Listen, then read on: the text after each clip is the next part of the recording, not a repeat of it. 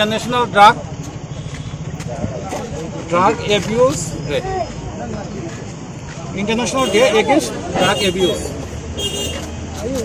এই ড্রাগ অ্যাবিউজের দিনে এটা ধর্মনগরের কৃষ্ণপুর স্কুলের সামনে আমরা এই গাড়িটাকে ডিটেন করি। এই গাড়িতে আমরা তল্লাশি চালিয়ে টোটাল 17টা কেসে 200 গ্রামের থেকে বেশি আমরা ড্রাগ পেয়েছি।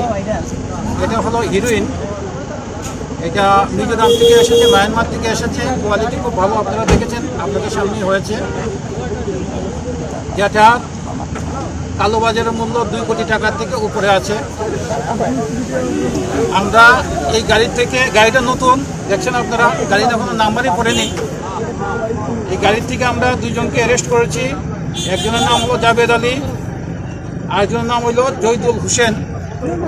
2 জনের বাড়ি বক্সনগর সুনমুরা।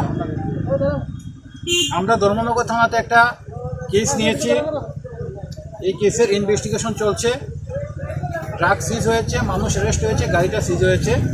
এবং এখানে যারা দর্শক যারা আছেন, দর্শকদের উদ্দেশ্য, যেহেতু আজকে international day against drug abuse, তো সবার সঙ্গে বলেছি যদি আপনাদের কাছে কোনো খবর থাকে যুব সমাজকে নষ্ট করার জন্য ড্রাগ বাড়ানো, তাহলে আপনারা আমাদেরকে জানাবেন। গাইডের সাহায্য নিয়ে আমরা ত্রিপুরাকে নেশামুক্ত করতে চাই।